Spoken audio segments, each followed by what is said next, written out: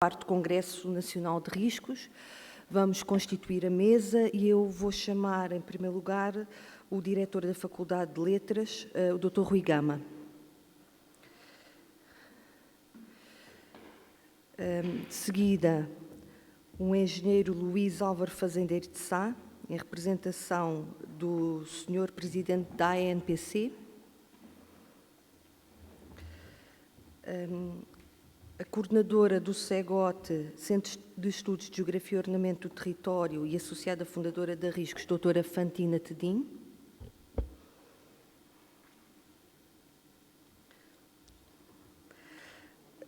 E a diretora do Departamento de Geografia e Turismo da Faculdade de Letras da Universidade de Coimbra, doutora Adélia Nunes. E o presidente da Riscos, doutor Luciano Lourenço.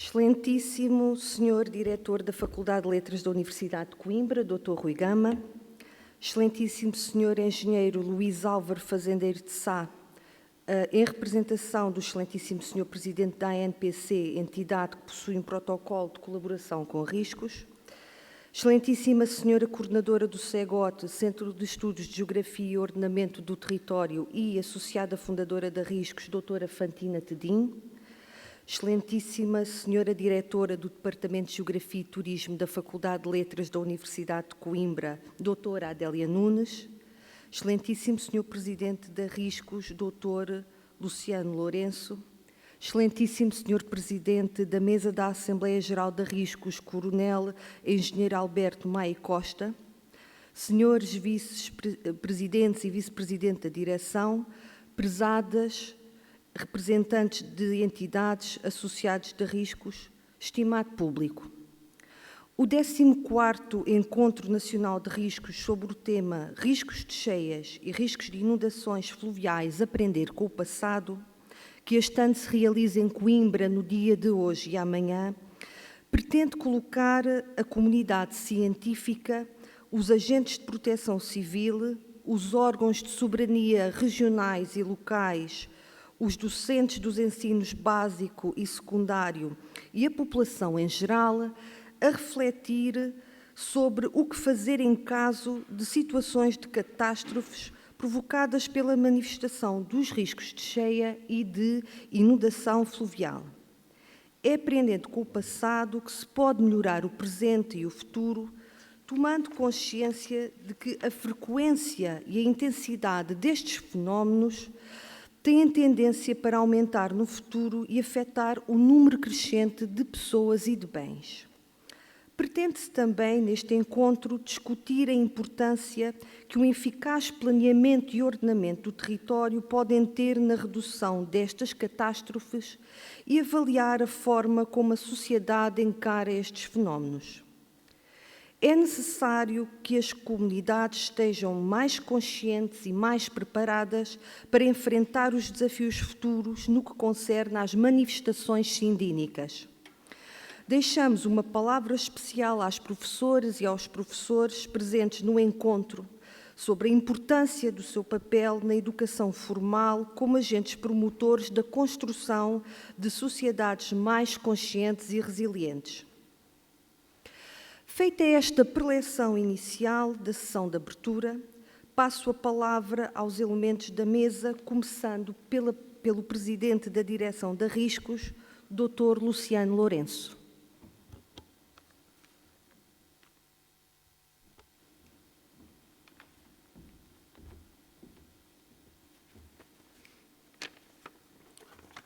Muito bom dia a todos, sejam bem-vindos a este 14º Encontro Nacional de Riscos e começo naturalmente por saudar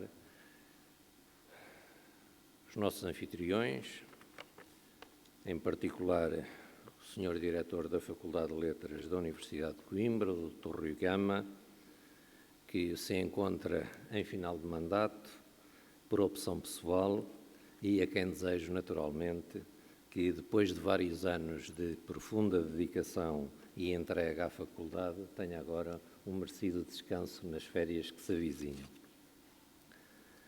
Depois cumprimento o Sr. Engenheiro Luís de Sá, em representação do Sr. Brigadeiro-General José Manuel Duarte da Costa, como sabem, é o Presidente da Autoridade Nacional de Emergência e Proteção Civil. Saúdo a coordenadora do nosso Centro de Investigação em Geografia e Ordenamento do Território, a doutora Fantina Tedim, e naturalmente também a diretora do Departamento de Geografia e Turismo, que, além de ser vice-presidente da direção da Riscos, colaborou em termos institucionais do Departamento na organização deste encontro e, por isso, saúdo também a doutora Adélia Nunes. Além disso, há várias entidades aqui presentes, eu poderei não as enumerar todas, mas olho para a plateia e, começando da esquerda para a direita, saúdo o Dr. Vítor Reis, recém-eleito Presidente da Direção da Escola Nacional de Bombeiros, a quem desejo felicidades no desempenho do cargo e agradeço o facto de se ter levantado cedo para estar aqui a horas, pontualmente, para começarmos. Os senhores Comandantes de Bombeiros, o Sr. Presidente da Mesa da Assembleia Geral de Riscos, o Engenheiro Maia Costa, distintos colegas e amigos, alguns deles antigos comandantes, como é o caso do Engenheiro Salvador Almeida, enfim, os professores convidados como conferencistas, o professor Antunes do Carmo, o professor Alfeu Sá Marques, o Sr. Presidente da Delegação dos Auditores de Defesa Nacional do Centro, alguns senhores professores aposentados que eu imaginava estarem no Algarve, por uma informação que me tinham transmitido há pouco tempo, e vejo com apreço o professor Silva Pereira também entre nós.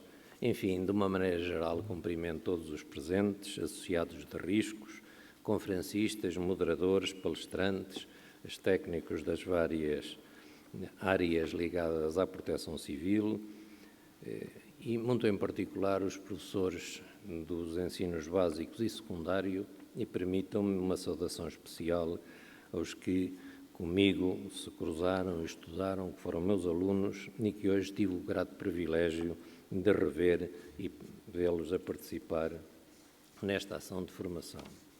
Por isso, meus caros amigos e amigas, depois destas primeiras palavras de cumprimento e saudação a todos os presentes, quero deixar-lhes duas breves notas sobre a realização deste 14º Encontro Nacional de Riscos.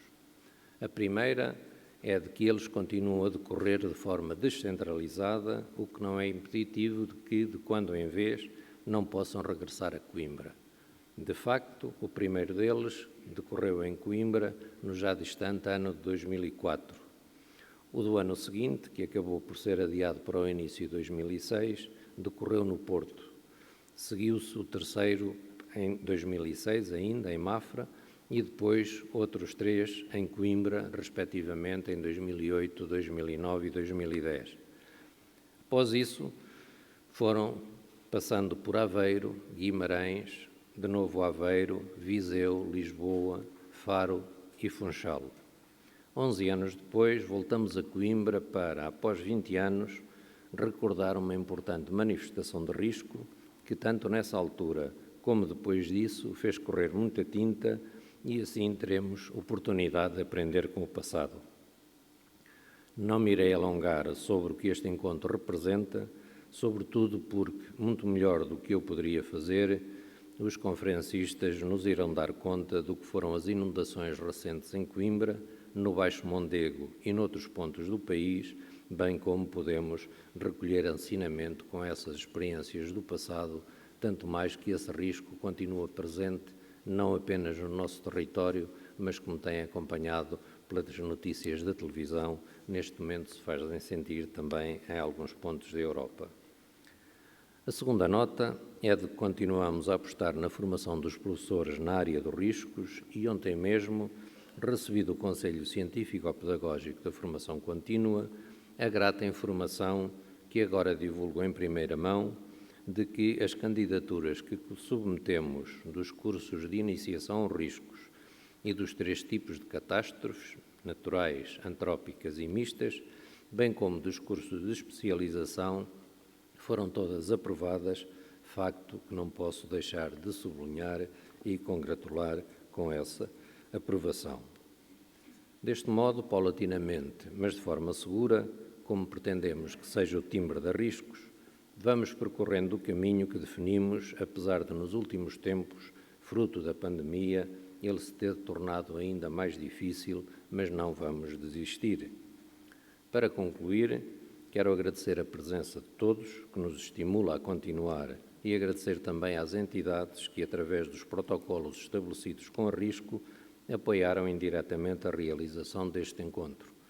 A ANEPS, a ANB, os Serviços Regionais de Proteção Civil da Madeira e Proteção Civil e Bombeiros dos Açores e, sobretudo, a Universidade de Coimbra, através da sua Faculdade de Letras, do Departamento de Geografia e Turismo e do Centro de Estudos em Geografia e Ordenamento do Território. De igual modo, estamos gratos aos conferencistas, aos participantes da mesa redonda e aos palestrantes que se propuseram transmitir-nos o seu profundo conhecimento sobre o tema em apreço, não só através da comunicação oral, mas também e sobretudo fazendo de forma escrita, deixando assim para a posteridade o seu saber e enriquecendo este encontro com a publicação do 10º volume da série Estudos Sindínicos, que não nos foi possível distribuir-lhes, porque alguns desses textos ainda não foram produzidos, mas que esperamos receber com brevidade para que mais tarde eles possam servir para tranquilamente aprofundar estas matérias. O meu obrigado vai também para os moderadores das sessões e para os membros do júri que avaliaram resumos, colegas da Universidade e associados de riscos, que uma vez mais colaboraram de alma e coração com uma iniciativa da Associação Portuguesa de Riscos, Prevenção e Segurança. Por sua vez, os estudantes de licenciatura e mestrado que são membros deste secretariado, apesar de poucos numerosos, foram de grande qualidade e de uma dedicação inexcedível, tanto no apoio à preparação como na distribuição do material e execução de diversas tarefas, tornando-se imprescindíveis à organização deste tipo de encontros, pelo que são merecedores dos maiores encómios, sobretudo porque nesta época do ano essa participação os obrigou a interromper as suas férias. Muito obrigado a todos eles. Ao mestre Carlos Silva, que mais uma vez se disponibilizou para gravar este encontro, por forma a que também possa ser visto no YouTube, ao mestre Fernando Félix, enquanto pivô à volta do qual gravitam os aspectos administrativos da organização, e à doutora Sofia Bernardino, outra presença habitual no apoio a estes encontros, e ainda o Sr. Carlos, que há pouco andava por aqui e que é funcionário da faculdade e que hoje interrompeu as suas férias para poder estar connosco. Estamos naturalmente gratos pela preciosa ajuda que nos emprestam e que se tornou imprescindível para a realização desta atividade. O último agradecimento é dirigido a todos os presentes, já que sois vós a razão de ser destas iniciativas, e a quem deixo o meu reconhecido obrigado pela vossa estimada participação, que nos dá alento e estimula a promover este tipo de iniciativas, com votos de que no final deem por bem emprego a vossa vinda ao Teatro Paulo Quintela, num dia de verão mais convidativo a um banho na praia do que a passá-lo no interior destas 4 paredes. Muito obrigado pela vossa presença, bem-ajam e bom trabalho.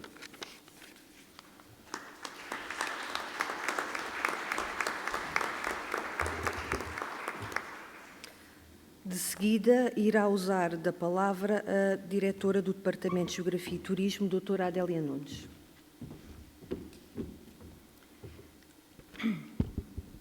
Ora, muito bom dia a todos.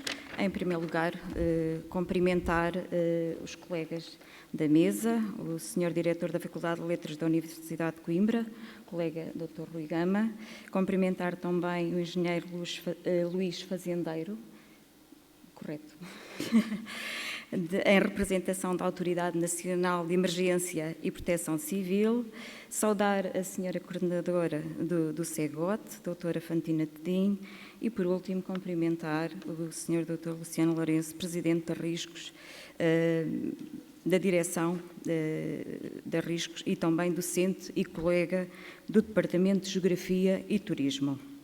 Saudar os presentes, os membros da direção da Riscos, os convidados, os conferencistas, autores de comunicações, os agentes de proteção civil presentes, os colegas dos ensinos básico e secundário e também os alunos do Departamento de Geografia e Turismo que colaboram na organização deste evento.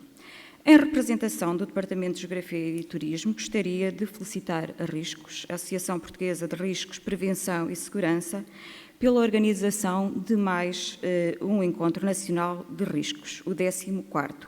Este ano dedicado à análise e discussão do risco de cheias e do risco de inundação fluvial.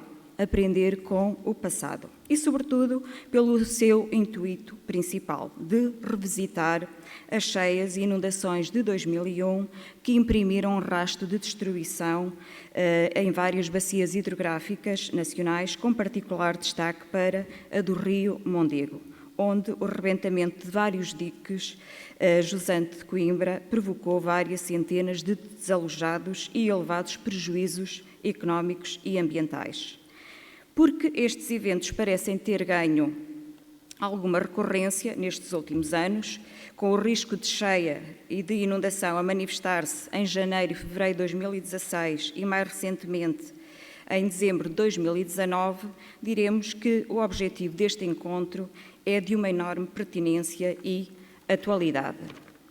Gostaria também de felicitar a Riscos e o seu presidente, o Dr. Luciano Lourenço, por reunir neste Encontro Nacional de Riscos investigadores de diferentes áreas científicas, mas também agentes de proteção civil, o órgão de gestão das bacias hidrográficas, a empresa de gestão da produção de energia da barragem da Agueira, numa discussão multidisciplinar e técnico-científica sobre as causas e as consequências destes eventos catastróficos e, sobretudo, para refletir sobre os desafios que se colocam à gestão integrada desta bacia, no intuito de evitar ou reduzir o risco de cheia e o consequente risco de inundação no Baixo Mondego.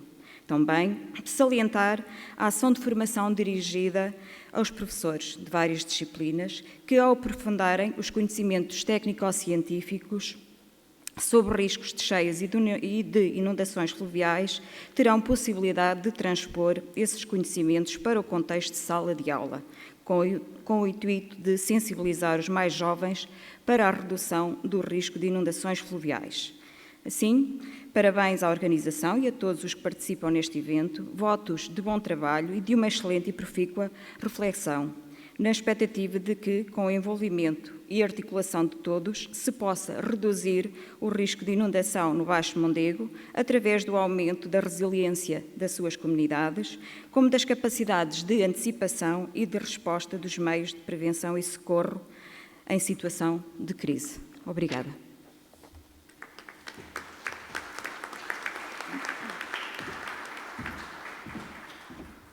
Segue-se a intervenção da coordenadora do CEGOT, doutora Fantina Tedim.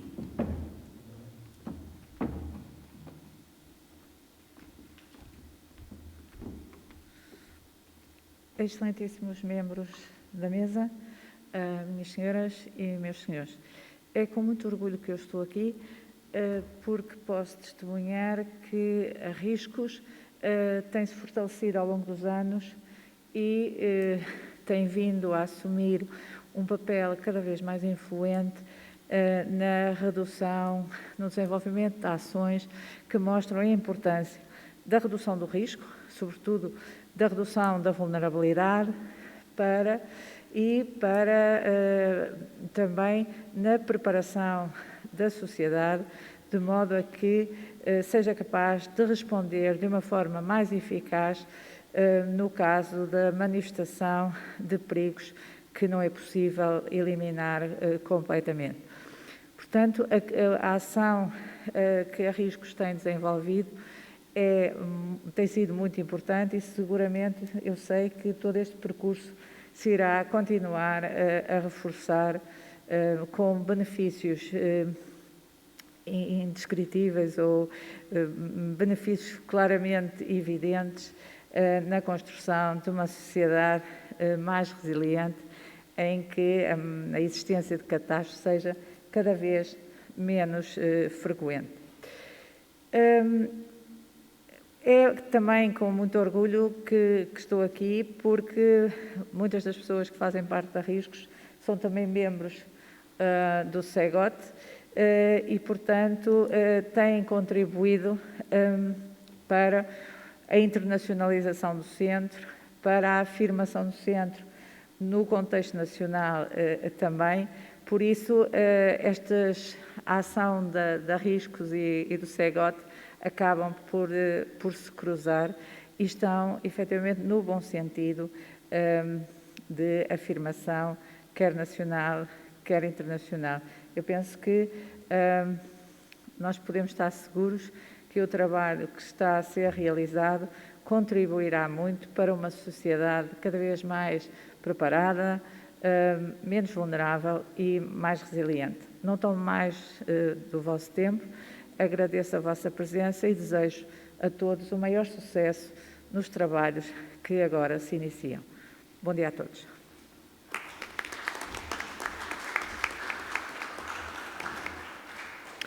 Passo agora a palavra ao Sr. Engenheiro Luís Álvaro Fazendeiro de Sá, em representação do Sr. Presidente da ANPC, a outra entidade que possui um protocolo de colaboração com a Riscos.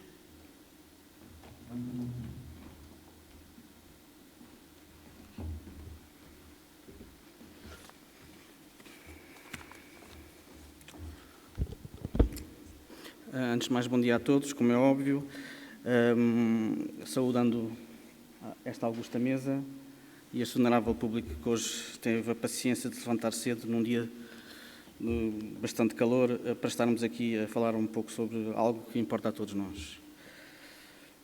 Em primeiro lugar, obviamente, e em nome do Presidente da Autoridade Nacional de Emergência e Proteção Civil, gostaria de agradecer o amável convite feito pela Riscos para estar presente neste encontro. Caros concidadãos, em Portugal, historicamente, são as cheias o risco que maior mortalidade causou ao longo da história. De facto, no século XX, as cheias foram o desastre natural mais mortífero em Portugal, seguidas pelos sismos. Por cada morte devido aos sismos, morreram 7 pessoas devido às cheias. E só recentemente é que os incêndios rurais têm tido o maior impacto, também devido aos anos hidrológicos menos úmidos registados em alguns anos deste século.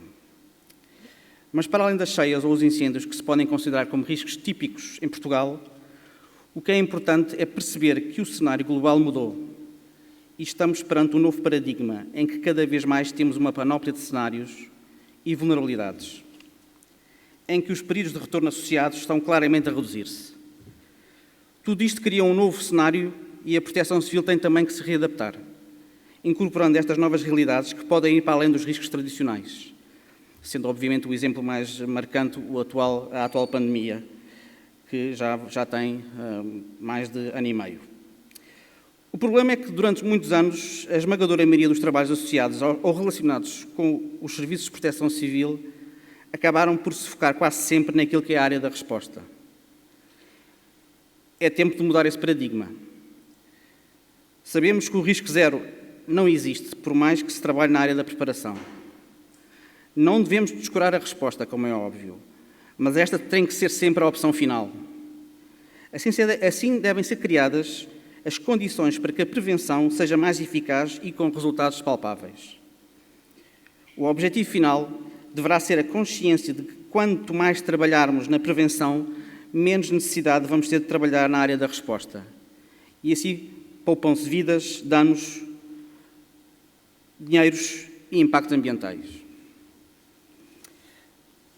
Neste enquadramento, a Autoridade Nacional de Emergência e Proteção Civil está em sintonia com a política do Governo no estabelecimento de uma estratégia até 2030 nesta área, a chamada Estratégia Nacional para uma Proteção Civil Preventiva, pretende dar continuidade à estratégia nacional implementada, à primeira estratégia nacional implementada em 2017.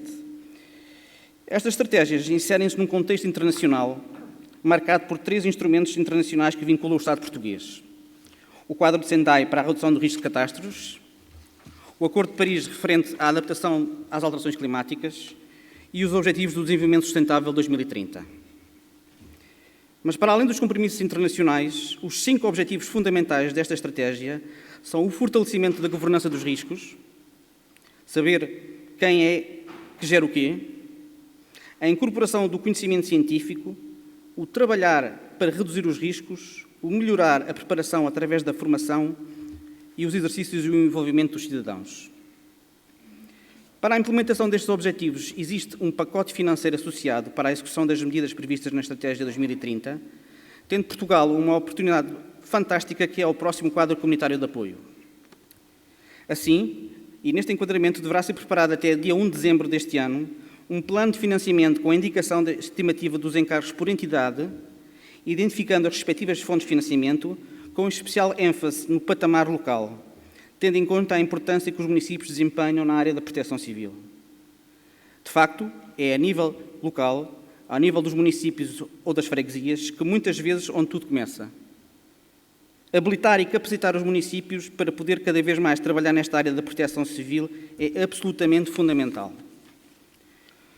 Por fim, realço também que, através da implementação da Diretiva Cheias em Portugal, já existe uma identificação das zonas críticas de maior risco de cheias, tanto no continente como nos Açores e na Madeira, que permitiram a criação dos planos de gestão de risco de cheias, que claramente vêm trazer ao de cima a questão do fazer cumprir as medidas de ordenamento territorial previstas a nível local e regional.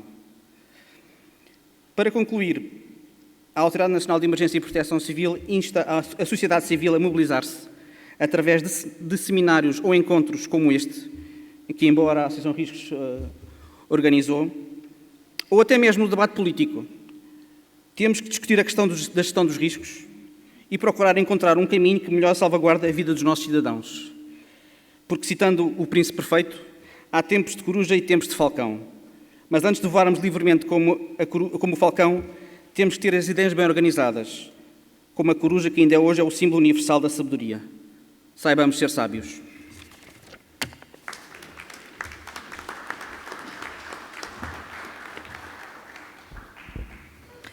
Para encerrar esta primeira parte, vamos proceder à distribuição do Prémio Ciência 2020, atribuído por um júri constituído por uma representante da Direção de Riscos, a doutora Adélia Nunes, que presidiu, e por 2 associados, o doutor João Luís Fernandes e o doutor Bruno Martins.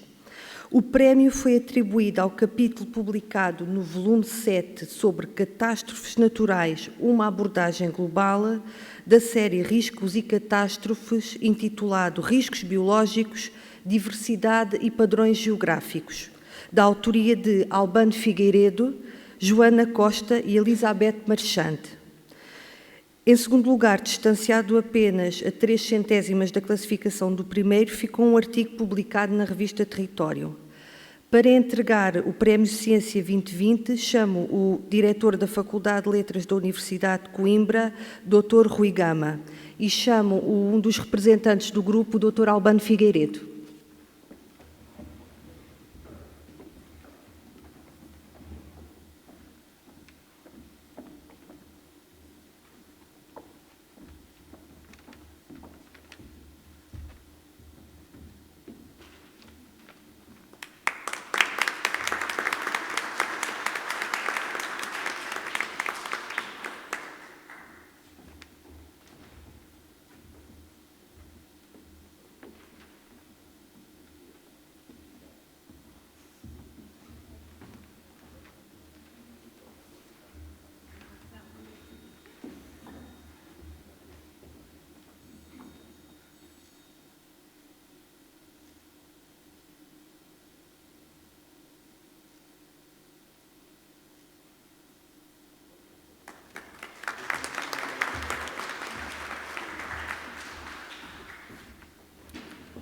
Bom dia a todos.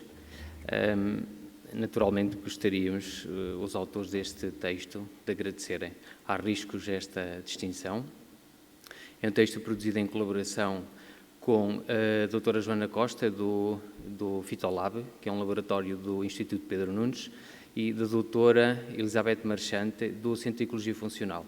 Queríamos agradecer ao Dr. Luciano por nos ter lançado este desafio, um desafio que, infelizmente, se tornou muito presente no nosso dia-a-dia. O texto trata, efetivamente, de riscos biológicos e nós tivemos alguma dificuldade em conseguir integrar neste texto a grande diversidade de situações, de organismos, que, efetivamente, podem representar, de alguma forma, situações de risco, não só para a saúde humana, para a agricultura, para uma diversidade grande de contextos. Esse foi o grande desafio.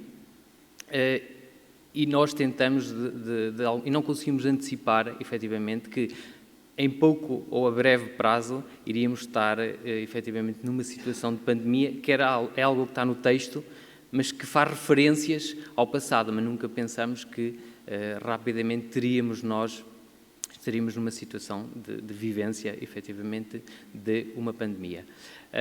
Mais uma vez, obrigado por esta distinção e gostaria de terminar apenas para desejar proveitosa discussão nos trabalhos que se vão desenvolver hoje no âmbito do Encontro Nacional de Riscos, também este num tema muito atual que está agora, digamos, a preocupar muito a Europa Central, tendo em conta aquilo que são os problemas que estão a ter neste momento a Alemanha e outros países, relacionados efetivamente com cheias e, portanto, mais uma vez, parabéns à Riscos pela atualidade sempre e por discutir os problemas que são prementes para a sociedade, não só portuguesa, mas, no fundo, para a humanidade. Muito obrigado, bom dia e voto para os trabalhos.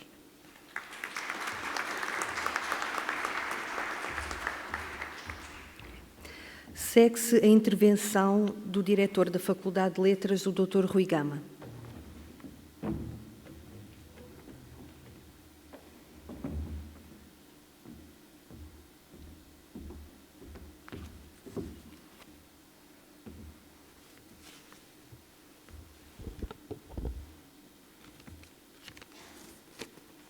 Muito bom dia a todas e a todos. É com um enorme prazer que estou aqui nesta sessão de abertura.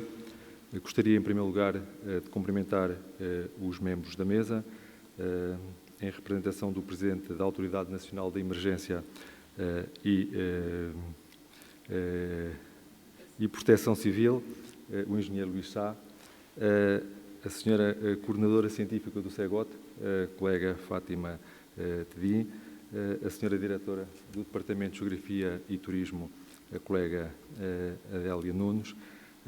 Um cumprimento especial ao Dr. Luciano, neste momento, que, como todos sabemos, é o ano da jubilação do professor Luciano Lourenço, e é para todos nós um privilégio estarmos aqui nesta sessão e também aproveitar esta sessão para felicitar também, de alguma forma, mesmo sendo um fim de uma parte do percurso, o professor Luciano, e sobretudo muito que nos ensinou ao longo destas cerca de 4 décadas, se me recordo, em diferentes momentos.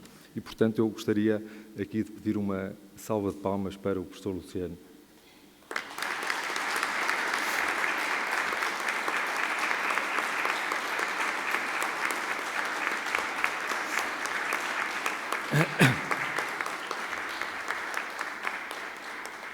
Cumprimentava naturalmente todos os presentes e dizer que, de uma forma breve, nesta sessão, que o tema deste 14º Encontro Nacional de Riscos, risco de cheias e risco de inundações fluviais, aprender com o passado, não poderia ser mais oportuno.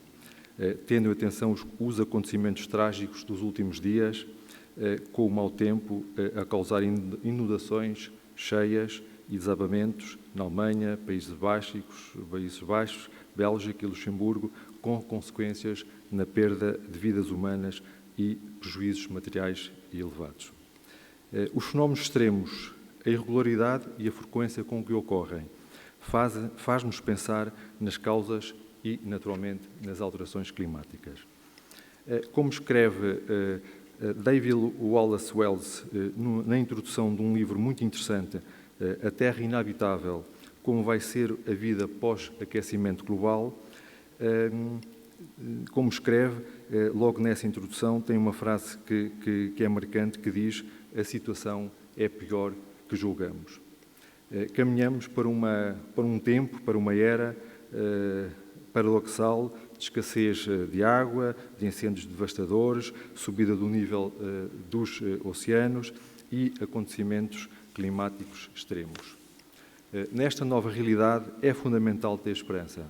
É preciso investigar e discutir de forma informada, envolver todos e todas e mudar comportamentos. O Encontro Nacional de Riscos, na sua 14ª edição, a propósito de um acontecimento marcante, como já foi dito, as cheias no Rio Mondego, convoca-nos para, revisitando este marco, uma reflexão mobilizando investigadores e especialistas de diferentes áreas científicas, aprendendo com o passado e procurando não repetir aquilo que têm sido os sucessivos erros que temos vindo a cometer. É, pois, hora de felicitar o professor Luciano Lourenço e os organizadores deste encontro e é para mim uma honra e um privilégio poder estar nesta sessão de abertura. Uma palavra também de agradecimento é devida à equipa, desde logo pela ousadia de, num contexto como o que temos vindo a viver e a atravessar, ter conseguido reunir nesta iniciativa uma audiência diversa e cruzando diferentes dimensões. Desde logo a dimensão da investigação, dos especialistas, mas também outros intervenientes, que estou certo procurarão dar respostas e refletir sobre soluções que permitam prevenir, como já aqui foi dito, um aspecto fundamental, mas também antecipar e gerir acontecimentos como os que temos vivido, diria eu, ciclicamente. A presença de público ou de públicos interessados e de estudantes e professores é essencial para a difusão do conhecimento, desde logo junto dos mais jovens, e para tal mudança de comportamento que é necessária.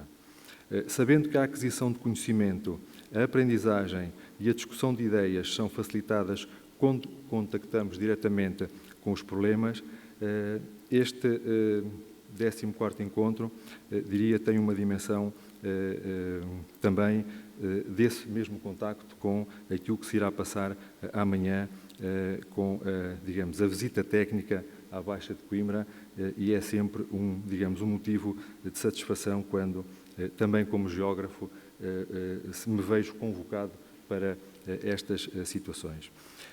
E, por outro lado, também esta iniciativa tem uma outra dimensão que tem a ver com aquilo que são os professores e o workshop de professores, em que participarão um conjunto de professores e que estou certo teremos nestes 2 dias motivos para, na sequência, poderem ser difundidos estes conhecimentos, sobretudo pensando neste público mais jovem.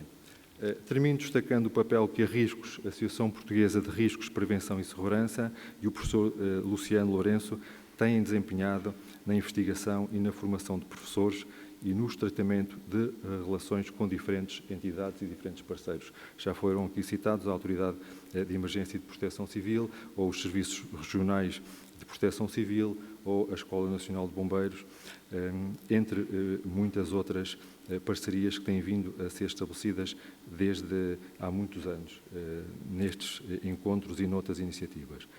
Gostaria ainda de referir a importância do CEGOT, o Centro de Estudos em Geografia e Ordenamento do Território, que é um centro que congrega investigadores, professores das Universidades do Porto e da Universidade de Coimbra, e que tem tido um papel muito importante naquilo que são as atividades de investigação e aquilo que são a procura e a relação com a sociedade na procura de soluções, e é com uma satisfação que temos aqui hoje a coordenadora científica, a colega Fátima Tedim, nesta sessão.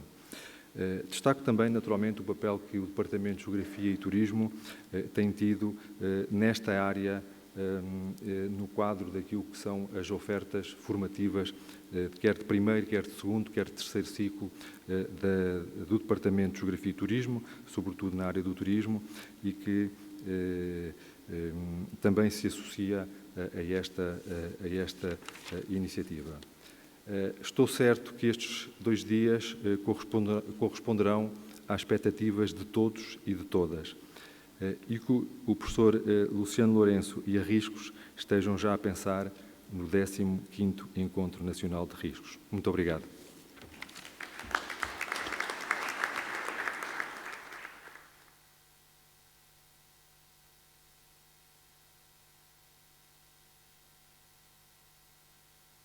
Muito obrigada. Agradeço a presença e participação de todos os elementos da mesa. Muito obrigada.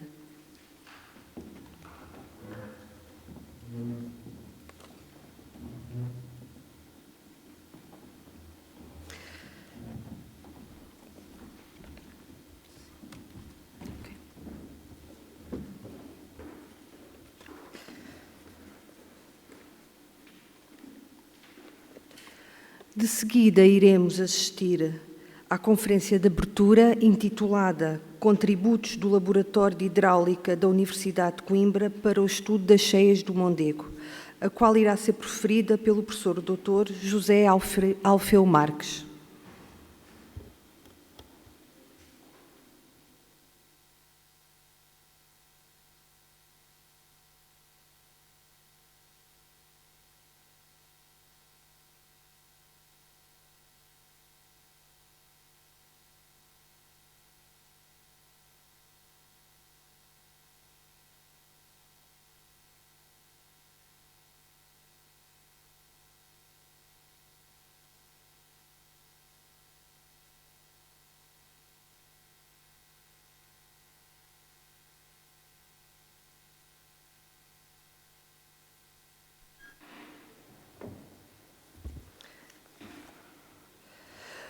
José Alfeu Almeida de Sá Marques é professor associado no Departamento de Engenharia Civil da Faculdade de Ciências e Tecnologia da Universidade de Coimbra, com interesse de investigação na área da hidráulica, recursos hídricos e ambiente.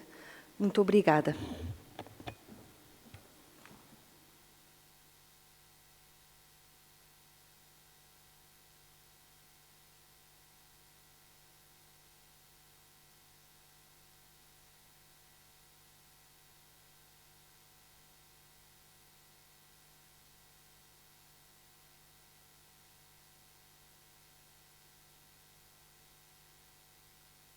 Agradecer o convite com que me honraram para participar neste 14º Encontro Nacional de Riscos, subordinado ao tema Riscos de Cheias e Riscos de Inundações Pluviais, Aprender com o Passado, organizado pela Associação Portuguesa de Riscos, Prevenção e Segurança.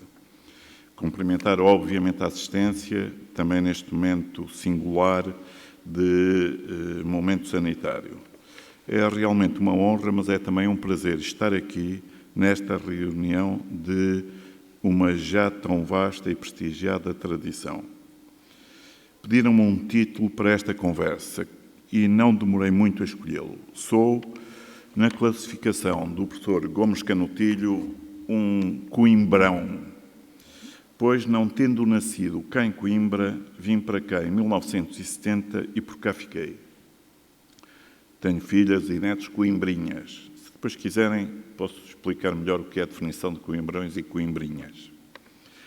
Tenho feito a minha vida académica no DEC, da FC-TUC, no Laboratório de Hidráulica, e estou já, como o professor Luciano, não muito longe da saída. Mas não é um deitar fora, que espero bem continuar a ter força para, com o exemplo do professor Luciano, continuarmos. Quis, com este título, agradecer à instituição onde trabalho há quase meio século, nele estando incluído os meus 5 anos de curso e aos meus colegas e colaboradores. Passo então à apresentação.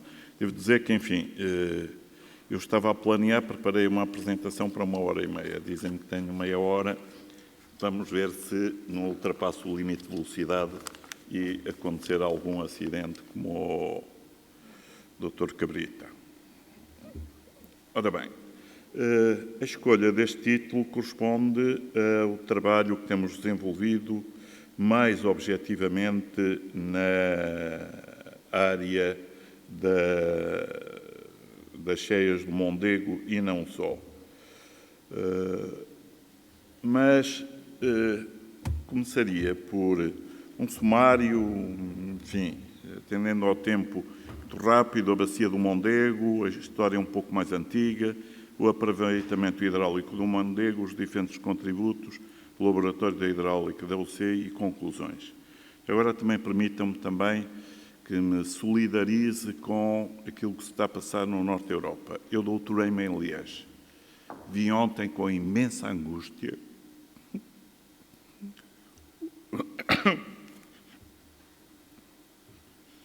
o que se está a passar. Mas em frente. As cheias de 2001. Foi a primeira vez que interviemos de uma forma ativa neste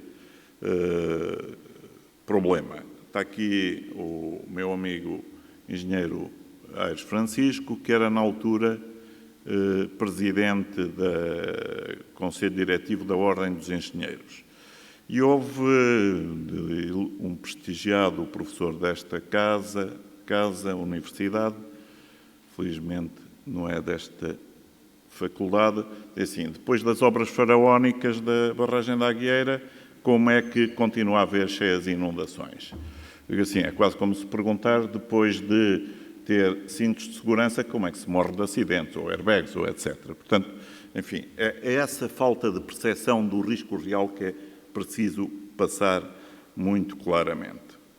Bom, com a cheia de 2000-2001, obviamente, a Ordem fez um trabalho que eu acho que foi notável, em colaboração com as instituições, e fizemos uma ação pública no Departamento. Reparem, estava a iniciar-se o programa Polis, e estava Coimbra Polis, e toda a zona de onde iria ser implantada o Coimbra Polis ia ficar debaixo d'água. E, portanto, pediram-nos para intervir.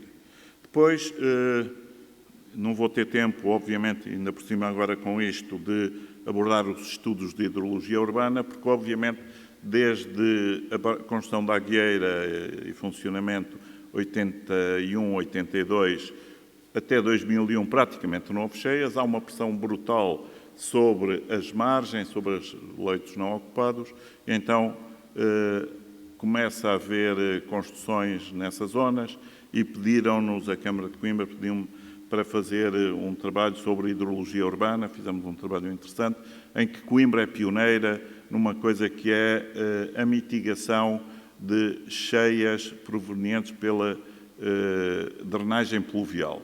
A drenagem pluvial é aparente pobre, paupérrima de o que é os sistemas de proteção. Todos nós queremos ter água de boa qualidade, em quantidade e no instante que quiser. Queremos nos ver livre das águas residuais, de causadoras de doença, etc. Mas depois não nos lembramos e nem atribuímos às... Claro que esse é, digamos, o filé mignon, mas depois as águas pluviais, ninguém se preocupa com elas. E cada vez mais é por isso que, se calhar, algumas destes países do Norte da Europa têm este tipo de problemas. E fizemos uma coisa interessante e que está no regulamento das edificações e do regulamento do plano diretor municipal, é que todas as novas construções ou loteamentos com mais de 600 metros quadrados de ocupação têm que ter impacto zero no sistema de drenagem pluvial. Isso é rigorosamente cumprido, porque passa por uma reunião que começou por ser semanal, começou há 14 anos, neste momento é de 15 em 15 dias, em que eu também participo, nas Águas de Coimbra. E depois as condições de escoamento de 2016 não tinha na altura elementos para falar de 2019 e não irei falar. Bom, como o tempo é curto, toda a gente sabe a Bacia do Mondego, toda a gente conhece mais ou menos estas características e, olhando para isto, eu dizia assim, bem, era evidente que o Mondego teria que ter cheias, e cheias significativas. Primeiro, porque se olharmos para o perfil longitudinal do Mondego, aqui representado, nasce uma cota de 1.600, vem por aí abaixo num vale mais ou menos encaixado, até que a cerca de 50 km da Figueira da Foz, ele tem 200 e qualquer coisa quilómetros, só nestes 50 quilómetros tem, a jusante, por exemplo, do João Paulo até a Figueira da Foz são 15 metros. E, obviamente, 15 metros em 50 quilómetros, obviamente, significa que há alagamentos. Além disso, é torrencial. Além disso, por exemplo, quando comparamos, dizemos assim, às vezes ouvimos dizer, o Mondego é o maior rio exclusivamente português, não é o maior, é o de mais caudal. O Mondego tem uma área de 6.645 km² e tem um escoamento anual médio de 3,4 hectómetros cúbicos. O Sado, que é outro rio português, tem mais 1.000 km² e tem um escoamento de 1.000 hectómetros cúbicos, ou seja, só 3,4 vezes menos. Isto às vezes pode preocupar alguns, mas eu digo, isto é uma enorme riqueza. Isto é uma enorme riqueza que não tem sido explorada ou tem sido mal explorada. Também, sem outro significado que uma muito singela homenagem a alguns dos mestres desta prestigiada instituição, Faculdade de Letras, Departamento de Geografia, com quem tive o prazer de começar a ler, outros que tive o privilégio de conhecer e conversar, e a outros mestres engenheiros, como cruzei, quero mostrar aqui alguns. Todos os outros, muito ilustres desta instituição, que não são referidos, apresento as minhas desculpas. Comecei como aluno a ter que, vejam lá o que é que um aluno de Engenharia Civil tem que ir ler o Geografia de Portugal do professor Amorim Girão. Depois, o esforço do homem na Bacia do Mondego, do saudoso professor Fernandes Martins, que, devo dizer, em abono da verdade, que falei mais de outras coisas que na altura estávamos a passar, 74 até os anos 80, e com quem muito aprendi, não concordando na generalidade com ele, mas é com a contraditório que nós aprendemos mais. Depois, com ainda mais saudoso amigo, professor Fernando Rebelo. E, passando agora para mais a minha área, a engenharia, eu acho que este livro é um livro absolutamente fundamental para quem quiser entender, perceber o que é realmente o Mondego, não apenas de um ponto de vista meramente descritivo, histórico, mas histórico e técnico. É de um homem de Coimbra, nasceu em Coimbra, o engenheiro Rui Sanches, foi alguém importante em termos de poder, mas tem este livro absolutamente notável, publicado pelo UNEC, O Problema Secular do Mondego e a sua resolução. Foi Ministro das Obras Públicas na altura em que começou a avançar os projetos a sério desta instituição. Um outro engenheiro civil, e vejam como os engenheiros civis também se preocupam com isto, e também um homem da História, era sócio da Sociedade Portuguesa de História, o professor António Carvalho Quintela, a utilização do domínio e o domínio da água na bacia hidrográfica do Mondego, seus problemas, e ainda mais este homem, lições de hidrologia urbana, o professor Armando Lencastre, que foi o autor do projeto e o coordenador do grande projeto do Mondego. E numa história muito antiga que agora está a reaparecer, parece que agora é que estamos a descobrir o que se chamam as medidas estruturais e não estruturais. Às vezes há quem, enfim, ingenuamente, na minha opinião, atribua as medidas não estruturais simplesmente à engenharia natural. Eu não sei, ninguém sabe, como técnico, o que é uma engenharia natural. Isto tem a coloração que quiserem colocar-lhe, porque não tenho problemas com as palavras. As medidas não estruturais são um conjunto de medidas de caráter preventivo, de um modo geral, regras, legislação, que visam impedir as consequências de determinados fenómenos, antes da utilização da ocupação do sistema. As medidas estruturais são as obras já mais pesadas, obras de engenharia, visam resolver os impactos depois de eles já terem ocorrido. Portanto, nessa história muito antiga, parece que estamos a descobrir agora as medidas não estruturais. Não, não. Reparem, precisamente no livro do engenheiro Rui Sanches tem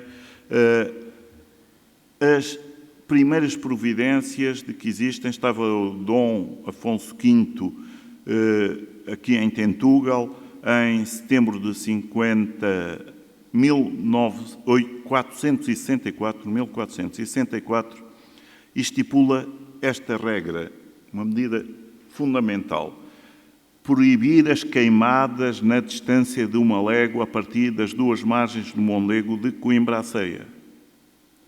Nós hoje devíamos perceber isto um bocadinho melhor. Pretendia impedir o assoreamento do rio em consequência do arroteamento das culturas, etc. Já agora também uma nota que faz de uma perda que houve de também uma inundação que não uma cheia. Foi atribuir-se perda de um património histórico valiosíssimo no convento de Santa Clara a Velha, a uma inundação. Não foi uma inundação, foi uma cheia, isso no ano de 1411. E depois as medidas estruturais. Há um conjunto de medidas régias, a história começa muito lá atrás, começa, por exemplo, já com uma componente mais técnico-científica da engenharia, com o padre Estevão Cabral, e depois com 2 grandes engenheiros, o engenheiro Adolfo Loureiro e Henrique Ruas, que começam a pensar o Mondego de uma forma mais, digamos, estrutural. Primeiro, obviamente, que nós sentimos, com um rio com inclinação e com os caudais que tinha, como o Mondego de Coimbra à Figueira, obviamente tem que meandrizar, tem que fazer aquilo que os engenheiros aprenderam a fazer, aquele tipo de curvas SS para vencer desníveis, diminuir o declive. E, portanto, o que é que ele tem que pensar? Aquela visão, às vezes, também muito prática, dizer assim, bem, se eu retificar entre 2 cotas, uma linha reta, tenho o máximo de inclinação. Tenho o mínimo, quanto mais voltas, curvas, desde que não estrague nada dos microfones. E então foi a intervenção do padre Estevão Cabral. Mas também eu quero alertar aqui, estamos nos riscos de cheias e inundações, mas alertar também para as secas, que elas estão aí. E tivemos este bom exemplo, lembram-se, 2016 andámos a berrar todos contra as cheias, mas depois de 2017 andámos todos, e elas estão associadas. Esta é a cheia que há registro de imagens e registro medido, a cheia histórica de 1948 aqui em Coimbra. Vão ver o Parque Manuel da Baraga, antiga ponte de Coimbra, da portagem para Santa Clara. É um registro de 4.100 metros cúbicos por segundo. E temos aqui esta imagem do convento de Santa Clara, todo debaixo d'água. Esta imagem eu vou passar lá mais tarde. O Largo do Comércio. E esta é uma imagem notável que eu acho que devíamos pensar. Coimbra já podia fazer publicidade se continuasse assim. Nós somos a Veneza, não é, este tipo de manifestação agora deveria ser notável, ou então vá lá a Bruges, porque já falámos na Bélgica. Depois, esta, em frente à Câmara de Montemor. E cá está as secas do Rio Mondego, as lavadeiras. Tivemos a primeira praia fluvial do país em 1935, que durou 7 anos, claro, como era óbvio. Veio a cheia e levou-a. E estes são registros que eu obtive na Ponte de Santa Clara. Estão a ver que em 60 e poucos anos, 70 e poucos anos, temos registros em que atingimos o tal pico de 4.200, mas se pensar que o projeto do Mondego foi pensado, foi estipulado que não devia ultrapassar os 1.200 metros cúbicos por segundo a chegada a Coimbra, vamos ver que isto acontecia ano sim, ano não, antes da construção da Agueira. E se pensarmos nos 2.000 metros cúbicos por segundo, que são aqueles que temos atingido nestes últimos tempos, vemos que isso também acontecia com uma frequência de cerca de 1/3. E, portanto, foi apresentado o primeiro plano pelo engenheiro Adolfo Loureiro e Henrique Ruas, que um plano de defesa de Campos do Mondego contra entre inundações e assoreamento, que conduz depois ao Plano Geral do Baixo Mondego de 1962 e que corresponde a isto. Construção da barragem da Agueira e a barragem de Raiva, no Rio Mondego, a barragem de Fronhas, no Rio Alva, o túnel de derivação de Fronhas para a Agueira, o açude de Coimbra e a regularização do Baixo Mondego. Podemos ver aqui um perfil destes aproveitamentos e alguma coisa que é muito importante, e já agora que temos também professores do ensino secundário, perceber porque está aqui este boneco que está mais ou menos animado e que mostra a Agueira foi a primeira central reversível do país. Isto é extremamente importante e, nos tempos atuais, ainda mais importante. Porquê? Porque com a implementação das energias renováveis, a eólica e a solar, mas em particular a eólica que, como sabemos, funciona fundamentalmente durante a noite, quando há menos consumos, é necessário guardar essa energia. E como é que se guarda a energia? Bem, há diversas maneiras, as mais simples que todos nós conhecemos é, obviamente, o que carregamos baterias. Os problemas associados depois e o baixo rendimento que tem. Então, o que é que podemos fazer de uma forma muito mais eficiente? É, quando temos energia a mais no sistema, bombear, isto é, em vez de termos a turbina a produzir energia, ela começa a rodar em sentido contrário, funciona como uma bomba e consome energia. E temos energia está a receber energia. E depois começa a produzir energia nas horas de ponta e, portanto, energia alta. Bom, e depois as outras funções todas da Agueira. É bom também hierarquizar estas funções. A Agueira foi construída para estas funções. Controle de inundações, primeira prioridade, armazenar água para rega e abastecimento, produção de energia e depois fins recreativos. A barragem da Agueira é uma obra fabulosa da engenharia portuguesa. Aliás, tive o prazer e a honra de trabalhar também aqui ao lado, nesta casa que é a Universidade de Coimbra, com o professor Lajinha Serafim, que foi um dos maiores barragistas do mundo. Só em Espanha tem 250 barragens calculadas. Esta não é dele, é uma barragem fabulosa que vale a pena visitar, porque é uma barragem de fins múltiplos e nós nem devíamos falar de barragens, barragem é meramente um muro. Quando faço uma barragem ao trânsito, não é uma barragem, devia chamar, isto é um aproveitamento hidráulico de fins múltiplos. Isto enunciei-os há bocado. É fantástica do ponto de vista de estética, de engenharia, etc. Depois, o açude Ponte de Coimbra. Aliás, todos nós às vezes reclamam mais barragens. Já uma vez tive que me incomodar com um grão-duque de um Liechtenstein por causa da barragem de Foscoa. Portugal tem barragens a mais. E eu disse, se calhar o Liechtenstein deve ter barragens a mais. O que nós temos são as que precisamos e precisamos de muitas mais. E reparem o que era esta diferença que todos sentimos em Coimbra quando há o espelho d'água de Coimbra, que só é criado pelo açude Ponte de Coimbra. Depois o Baixo Mondego, e estão a ver aqui algumas imagens interessantes. E depois então vamos aos contributos agora do Laboratório de Hidráulica. Primeiro, formamos engenheiros civis, especialistas em hidráulica recursivos, fazemos modulação hidráulica e hidrológica e modulação urbana.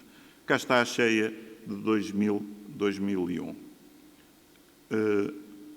Se fosse na altura da queima, o queimódromo não existia.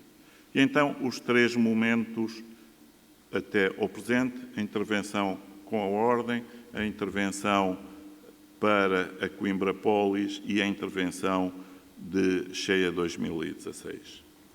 E, portanto, muito rapidamente, porque como sei que tenho pouco tempo, conclusões que são extremamente interessantes. A inexistência de dados batimétricos e pluviométricos. Está aqui o engenheiro Ais Francisco, foi com o mandato dele que mostramos isto. Estamos a falar de 2001, já estamos em 21. Continua a verificar-se a mesma coisa. Depois, com o pico de cheia na sul de Coimbra, cerca de 2.000 metros cúbicos, atingiu-se a cota de 18,7 no dia 27 de janeiro. E a cota máxima, se não tivesse havido a guieira, teriam sido 20,7. Simplesmente 2 metros acima de Santa Clara, não é? E o caudal, em vez dos 2.000 metros cúbicos por segundo, seriam 3.000 metros cúbicos por segundo. Depois, as obras não têm sido submetidas a trabalhos de manutenção com frequência e extensão recomendáveis. Isto é uma velha tradição portuguesa, não é? Aliás, nós, engenheiros civis, às vezes também somos culpados disso. Quando alguém compra uma casa, julga que comprou a casa para a vida inteira e não tem que fazer obras, na pensão que estão nos séculos atrás, com a construção do granito, e a não ser de vez em quando uma reparação no telhado. Cada vez mais nós devíamos ter, como com os carros, eu compro o carro, tenho que fazer as contas ao combustível, às revisões, aos seguros, etc. Nas casas não pensamos muito nisso. Mas isso é extremamente importante. Nós não temos estamos aqui numa sessão de riscos, cultura da segurança. Nós normalmente estamos em reuniões deste tipo, como por exemplo até lá no Departamento de Engenharia Civil, que devíamos cultivar um bocadinho mais, toca um alarme de incêndio e ficamos todos pacificamente, os colegas estrangeiros quando chegam, estes gajos são loucos, não é? Isto é frequente, então é que não fazem nada, mas e nas escolas, como é que é? Quantos ensaios têm por ano de situações dessas? Bem, o sistema da regularização não está concluído, isto em 2001, e analisadas as especificidades das barragens, somos da opinião que naquele cenário poderia ter sido possível minimizar as descargas da Agueira dos 1.115 metros cúbicos por segundo para 600 metros cúbicos por segundo, o que teria impedido a ruptura dos diques e todos esses problemas. Na altura também, em Portugal, gostamos muito de se passar culpas. Esta sessão que tivemos depois no Departamento de Engenharia Civil, onde teve o Governador Civil, o Presidente do INAG, na altura, o meu caro amigo e bastonário Mineiro Aires, que bem fugiu com responsabilidades quando telefonou à Sra. Ministra, porque era para subscrever aquele documento que ali o engenheiro Aires Francisco também subscreveu, e não combinei nada em estar ele aqui hoje. Dizemos o que era preciso fazer-se manutenção e conservação. Tinham-se feito, nós temos imagens disso, se quiserem um dia, fez-se a autoestrada, drena-se, despeja-se diretamente uma queda em cima do talude dos diques, e isso ninguém se preocupa. E era possível, portanto, minimizar, e recomendámos em 2001 que sejam rapidamente concluídas as obras de reconstrução já iniciadas da responsabilidade do INAG, que seja concluído o sistema de regularização do Baixo Mondego, que seja assegurada a manutenção regular e efetiva do sistema para que ele possa responder de acordo com o previsto no projeto. E, obviamente, tudo isto ficou nos papéis. A gestão do empreendimento de fins múltiplos, em condições de segurança, envolve a consideração de um conjunto de interesses de diversas, por vezes antagónicos, e que procurem soluções ótimas que devem ser baseadas em critérios científicos e não condicionados apenas pelo bom senso, pela excepcional dedicação que tem o Sr. Engenheiro Carlos Batista, que é o responsável da operação aqui da Ponta Sud, que trabalha 24 horas sobre 24 em condições completamente inconcebíveis nos tempos e com as tecnologias atuais. Portanto,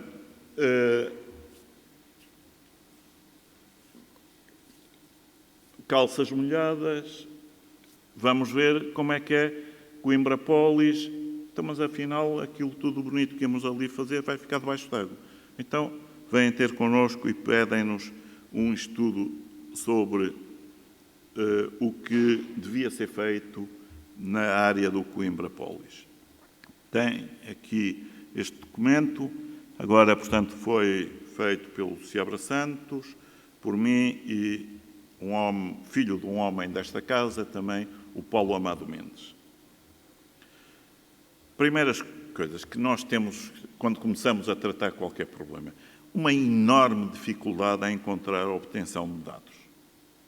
Em particular, os elementos topobatimétricos. Eu não posso estudar o que é o escoamento num dado canal se eu não tiver a configuração desse canal. O resto, quer dizer, é o acheísmo. Eu acho que há pouco referenciaram os planos que existem de cheias e inundações. Eu pergunto quantos levantamentos batimétricos foram feitos para fazer esses planos? Enfim, qual é o rigor desses planos? Portanto, isso é absolutamente fundamental. Portanto, é absolutamente fundamental fazer o levantamento batimétrico, o levantamento topográfico, e foi o que nós, para começarmos, tivemos que fazer. Eu tive que passar um cheque de 2.500 contos para fazer esse levantamento, porque a entidade responsável, na altura o INAG, e a hidráulica do Mondego não tinha. Iam-se extraindo bocadinhos de areia, uns areieiros que deixavam as coisas, e pronto. Portanto, a seguir, era preciso ter registros de precipitações, escoamentos, e comparar com o passado. Nós não temos o registro que dá o caudal ao longo de um dado período de tempo numa cheia, é um hidrograma. E nós precisávamos, portanto, tínhamos o de 2001, devo salientar a excepcional colaboração que houve do INAG, na fase inicial da EDP, na altura a exploração, colaboraram todos de uma forma notável na obtenção dos dados de 2000-2001. E faltavam-nos mais elementos. Nós tínhamos uma outra cheia histórica, tínhamos algumas coisas, 1969 e a grande cheia de 1948.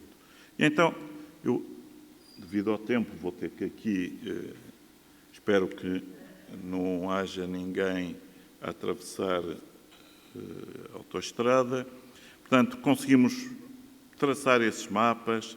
Reparem, chegamos à conclusão que, por exemplo, aquilo que aconteceu, traçamos aqui a extrapolação dos caudais futuros, caudais extremos para diferentes períodos de recorrência. Para as pessoas que não tiverem para o que é um período de recorrência, o tempo de retorno é o período médio em que um dado evento é igualado ou ultrapassado. Quer dizer que se eu tenho uma cheia com período de retorno ou de recorrência de 100 anos, quer dizer que eu tenho uma probabilidade de, uma vez de 100 em 100 anos, esse valor ser igualado ou ultrapassado. As obras foram feitas para períodos de recorrência de 100 anos. Hoje, por questões de segurança, por exemplo, uma barragem é calculada para períodos de recorrência, uma grande barragem para períodos de recorrência de 2000 anos. Mas nós, de facto, cá estão a ver que na Ponte Santa Clara, eu penso que o problema é o rato, não é? Podem ver aqui que na Ponte Santa Clara os 4.100, que é a cheia histórica, corresponde somente a 100 anos. Portanto, não se admirem que se não tivéssemos a Agueira, qualquer dia tivéssemos... Porque há também uma história, em termos de probabilidades estatísticas, que é extremamente interessante, que é um colega que eu conheci, projetista de muros de suporte, que no Rio de Janeiro, como sabem, naquelas favelas, de vez em quando, com as chuvadas, vêm aqueles morros por ali abaixo. Então, como houve uma chuvada brutal, caíram os morros, morreram os milhares de pessoas e tinham um período de recorrência de 1000 anos. E eu disse, vamos estar mais 1000 anos sem problema nenhum. No ano a seguir veio o de 2000 anos. Portanto, foi feita a modulação matemática, foram apresentados, não podemos entrar nestes detalhes, mas conseguimos mostrar que, cumprindo as regras, e as regras que foram estipuladas pelo projetista, era possível ter laminado as cheias. Isto é, se a entidade gestora, peço desculpa à EDP, para quem cá estiver, e podemos discutir quando quiserem, se tivessem cumprido as regras, tinha sido possível minimizar aquilo que aconteceu. Não é verdade imputarem à EDP que quer ter o nível mais alto, porque quanto mais alto for o nível da água na montante, maior é a produção de eletricidade. Bom, não é isso, porque muitas vezes nestes aproveitamentos de fins múltiplos conflituam. Como sabe o engenheiro Batista, que gera aqui as descargas da Ponta Sul, se deixar a Agueira vazia em maio, quem o mata são os agricultores do Baixo Mondego e as celuloses da Figueira da Foz. Portanto, atenção, eu só tenho capacidade de regularização, não é por ter uma coisa muito grande sempre cheia. E, portanto, também não é tendo vazia. Portanto, tenho que gerir esses pontos contraditórios. Isso foi mostrado, uma influência. Depois, acima de tudo, houve uma deficiência, como é clássica, falta de manutenção das secções na Ponte Santa Clara. Nós mostramos não havia, como disse, batimetria. O que tínhamos era a original do projeto, 1979, 80, e depois foi a tal que eu mandei fazer, a hidrodata de 2001. E tínhamos acumulados sedimentos com cerca de 500 mil de metros cúbicos. Isto em 2001. E, obviamente, recomendámos a drenagem. Reparem, não é nada que esta casa não conheça dos sedimentos e da acumulação. É um livro editado pela Ordem dos Engenheiros, do professor Jorge Alarcão, não é? As pontes que foram comidas pelo rio Mondego. Convento de Santa Clara, em 7 séculos, tem 7 metros de assoreamento. Portanto, como vimos isto, e mais, e vai continuar, também para acalmar as pessoas, enquanto houver gravidade, vai continuar. Agora, nós podemos minimizar os efeitos. E alguns dos efeitos já o Dom Afonso V dizia: não façam incêndios. Agora, reparem, o que é que acontece? Também é uma coincidência, com certeza, estes grandes cheias que nós temos vêm sempre a seguir aos grandes incêndios que temos tido no país. E, portanto, nós mostramos que uma cheia natural de 2001, teria, sem qualquer laminação, teríamos na portagem uma cota de 21,1, quer dizer que estaria toda a portagem debaixo d'água. Com a laminação que foi realizada, tivemos 20,6. E podia ter sido possível laminá-la para termos uma cota de 18,7. Reparem que são quase 2,5 metros de diferença que tem todo o significado. E cá está 500 mil de metros cúbicos. Cá está, enfim, o pobre do urso, que apanhou em 2016 com uma nova cheia. Devo dizer que este documento foi contratualizado connosco. Nós entregamos quer a batimetria, quer os documentos. À altura INAG, não há quase história de que o que é que fizeram com aquilo, perdeu-se mais ou menos por aí fora. A seguir, 2016, vejam aqui como raio é que se vai construir um museu numa zona destas. Infelizmente, eu acho que ele devia estar a passar em automático. Está. Consegue-se ver ali. Aquilo não é o descarregador de uma barragem. Isto não é um canal. Isto é uma passagem para o Convento de Santa Clara, a velha. E depois, esta aqui. A folhinha vai dar uma volta, um passeio, e está a entrar por uma coisa que a Proteção Civil se lembra muito bem. Era, na altura, diretor da Proteção Civil aqui em Coimbra, o meu colega de curso, engenheiro Serra Constantino, e quando lá chegaram havia ali uma porta que devia estar fechada, uma porta estanque, que quando lá chegaram, o homem naturalmente que tinha as chaves, quando viu aquilo subir, pôs-se a andar e fez ele bem, e portanto não foi possível. Bem, mas isso são outras histórias, e voltamos a esta imagem. Esta imagem, portanto, é 2016. Mas já agora,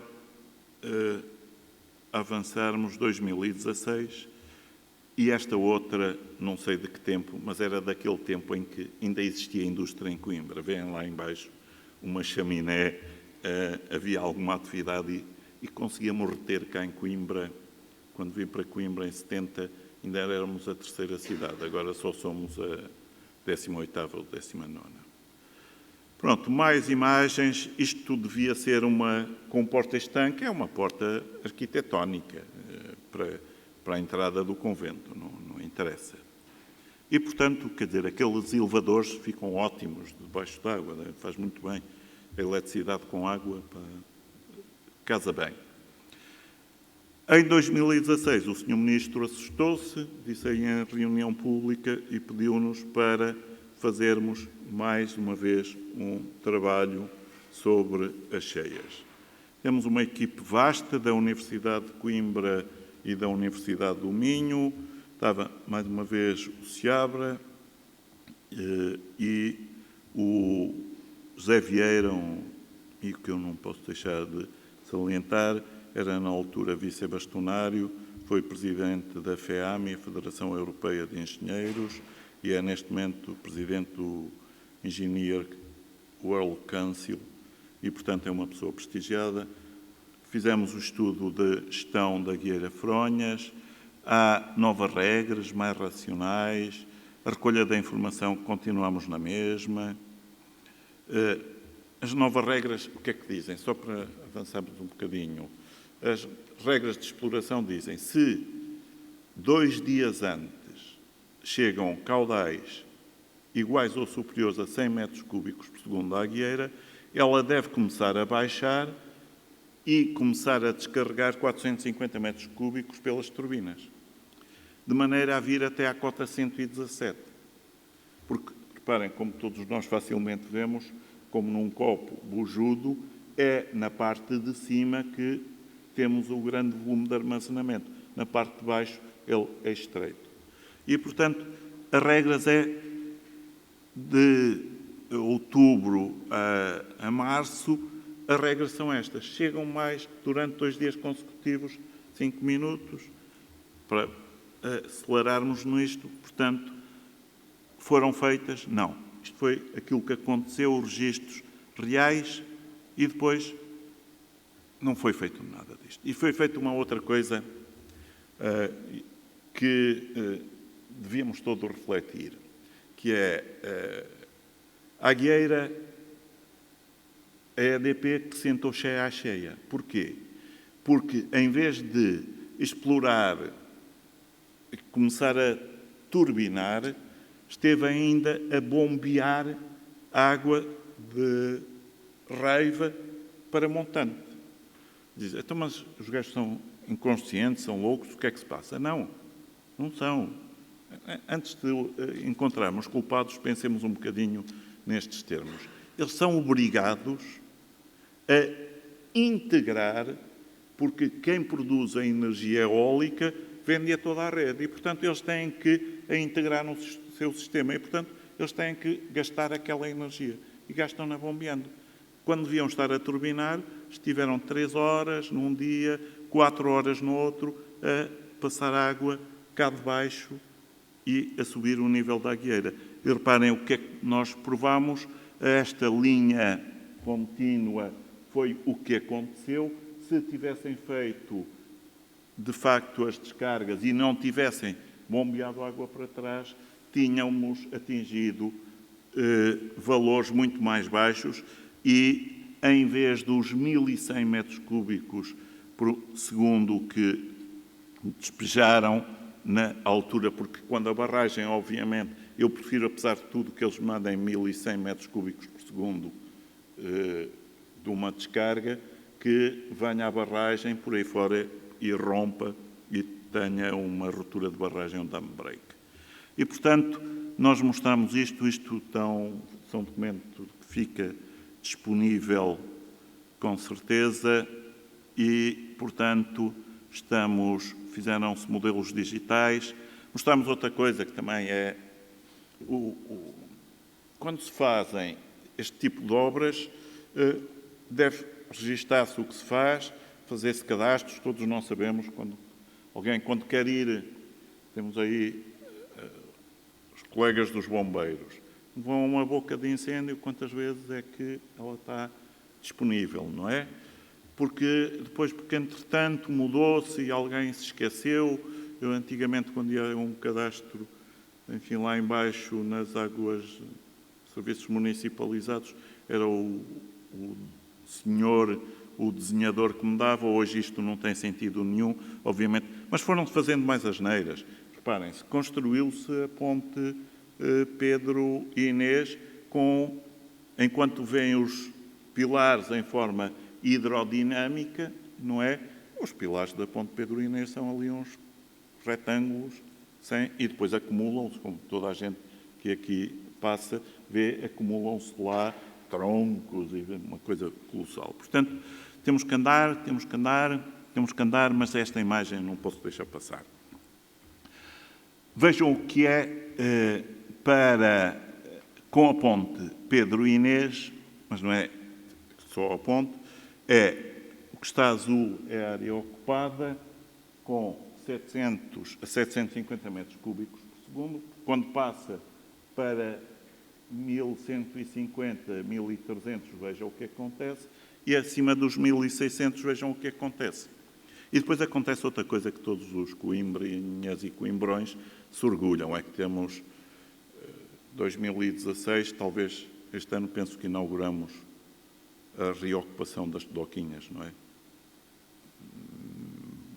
Portanto, só demorámos 4 anos, não era uma grande sala de visita, era só a melhor, talvez, de Coimbra.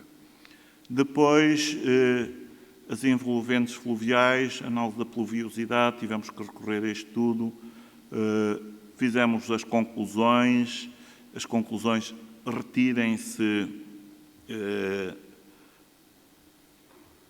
nesta altura. As tais obras de conservação e manutenção. Isto são, agora já vou passar para o Baixo Mondego. Porquê é que romperam? Porque deviam ter funcionado os sifões. Os sifões são dispositivos que, quando a água sobe a um determinado cota, é despejada e vai para zonas onde não provoca inundação. São constituídas por estas grelhas que vêm aqui e, chama-se às vezes, todos já tiramos, todos não, agora já não é preciso essas coisas, não é? Era retirar a água, a gasolina do carro do pai com uma mangueirinha que estou a ferrar o sifão e tiro para o lado. Em frente ao sifão, naturalmente, estão a ver aqui esta imagem, é umas grelhas que deviam estar desobstruídas e vejam como é que estavam com esta vegetação. Aquilo não é uma vegetação, os amigos da APA não gostaram muito destas imagens, mas eu tive que as mostrar, porque estas imagens, estas são fotografias minhas, ali em cima da ponte, estão a ver as pessoas andarem aqui por cima do descarregador e as árvores aquelas árvores têm pelo menos 3 ou 4 ou 5 anos de altura. Portanto, depois limpa-se, enfim, vai-se fazendo rapidamente para irmos. O que é que neste momento, eu penso que isto está aqui, o que é que eu ando a dizer há anos e cansar-me? A Agueira tem uma capacidade útil de 304 hectómetros. Se tivesse apenas a função de laminar cheias, possivelmente podê-lo ia fazer. Mas não tem só essa função. Tem que ter as reservas para abastecer os campos de arroz e a indústria da celulose da Figueira da Foz. E, portanto, com a capacidade, primeiro, porque diminui ligeiramente por causa do assoreamento. Segundo, com as alterações climáticas, nós sabemos que vão ocorrendo precipitações, como todas já referenciaram até aqui, precipitações mais frequentes, mais intensas. Terceiro, isto não passa só por estes mecanismos de proteção. Enquanto não ocuparmos o território, o mundo rural, o tratarmos como um todo, não vale a pena andarmos com muitos planos, porque, reparem, ninguém vai tratar uma floresta se tiver prejuízo nessa floresta. É aquilo que se está a passar.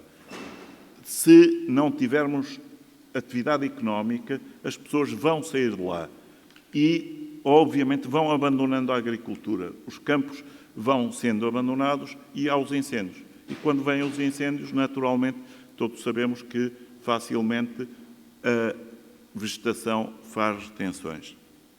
Então, devíamos ter mais capacidade. Porquê é que não temos girabolhos? Girabolhos era uma albufeira, uma barragem, que estava no Plano Nacional de Barragens de Elevado Potencial. Acrescentava, reparem, 2.245 hectómetros cúbicos úteis à função de armazenamento da Guieira. Quer dizer que passávamos dos 304 para 606. Ora, isto custava zero ao Estado, porque o que é que aconteceu com Girabolhos? Fazia parte do tal Plano Nacional de Barragens de Elevado Potencial Hidroelétrico, foi concessionado a uma empresa Endesa. A Endesa é uma empresa espanhola especializada em quê? Em produzir energia? Não, em vender energia. É aí que se ganha o dinheiro, toda a gente sabe, não é o agricultor, como não é o produtor, muitas vezes, da energia, é quem a distribui. E o que é que aconteceu? Aconteceu que, por razões políticas, que se podem discutir, mas não é aqui o local para se discutirem, então, assim, tinham sido vendida a concessão por 30 milhões de euros, fizeram 30 milhões de euros de obras preparatórias e indemnizações e depois, enfim, dizem assim, não, é melhor não fazer porque também acho que há lá uns jacintos de água doce, pá, ou como um dia me disse a Dulce Pássaro, pá, encontraram 12 mexilhões de água doce e parou-se uma barragem. Assim, tudo bem. Portanto, continuando rapidamente e concluindo, já agora Girabolhos também podia ter feito isto. Nas cheias, na seca de 2000, eu daqui a pouco sou... Qual é que temos aqui bombeiros e apagam aqui o incêndio? Desculpem, eu não queria abusar, obviamente, mas tenho que mostrar isto. Na seca de 2017, veio até o Sr. Presidente da República, também veio a todo o sítio. Agora parece que está mais contido, pá. Hipocondríaco é normal. Portanto, veio ver ali na Aguieira, aquele nível muito baixo, andou toda a gente a ver em Fagilde, sem água, e então foram os bombeiros levar em cisternas água para Fagilde, imagens giríssimas. Quer dizer, a distância da Aguieira a Fagilde são 65 km, e depois com as mangueiras a regar lá aquelas lamas e acumular água ali na barragem de Fagilde. Se tivessem ido de Girabolhos, a distância era sensivelmente a 7 km. Mas Girabolhos não está feito. E, por outro lado, podia ter ido graviticamente, porque um túnel, como nós temos, poderia ter resolvido isto. Uma síntese mesmo conclusiva, afinal cheguei ao fim.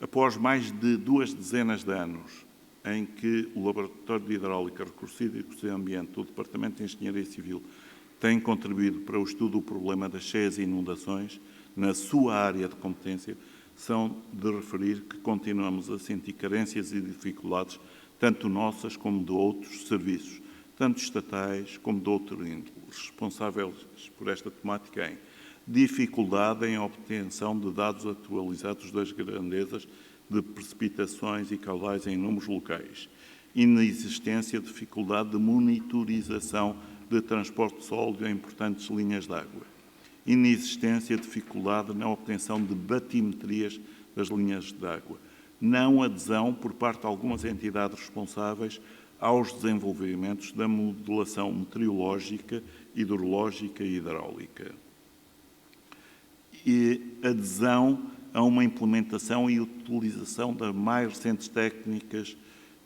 tais como satélites, radares meteorológicos, levantamentos LIDAR, sensorização, atuação em tempo real, etc. Falta de planos de manutenção, privilegiando a manutenção reativa em vez da preditiva. Falta de um acompanhamento efetivo e contínuo dos efeitos das alterações da ocupação e usos do solo nos regimes de escoamento, disponibilidade de água, sua qualidade, em particular ênfase no caso dos incêndios. Estudos aprofundados sobre os efeitos das alterações climáticas nos regimes de escoamento e nas disponibilidades hídricas. Existência, e para mim isto é absolutamente fundamental, estava no projeto do Baixo Mondego, o professor Lencastre disse, a gestão deste aproveitamento deve estar em Coimbra, é no local onde as coisas se passam, não. Está em Lisboa, como é o Império, tem que ter uma capital. Inexistência de uma entidade gestora de recursos hídricos com capacidade técnica, administrativa, gestão e financeira, porque também passarem responsabilidades sem o respectivo financiamento não vale a pena. Claro que o trabalho desenvolvido não é um trabalho individual, representa o trabalho, esforço e empenho de uma equipe de algumas pessoas que não podem ficar sem um muito bem-aja. Algumas pelo companheirismo. Desculpa. Cerca de 4 séculos. De 4 décadas, como é o Seabra Santos, o Paulo Amado Mendes, o Zé Vieira, e com menos tempo, mas mais esforço, empenho e inteligência, professor Nuno Eduardo Simões.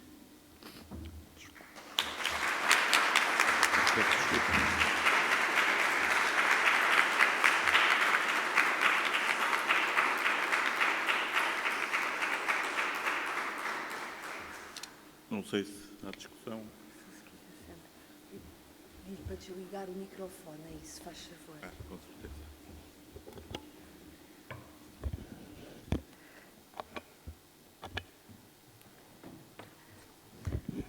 Senhor Professor, muito obrigada pela sua comunicação brilhante, que vem abordar um tema que é muito grato, não só a todos os conibricenses, mas que acaba por ser um estudo de caso emblemático à escala nacional e não só. O tempo já vai avançado, nós vamos ter aqui um momento de intervalo onde, de uma forma, digamos que mais à vontade, mais informal, poderemos fazer algumas questões ao Dr. José Alfeu. Em nome da Riscos, gostava de lhe oferecer uma pequena lembrança, agradecendo a sua participação. Muito obrigada.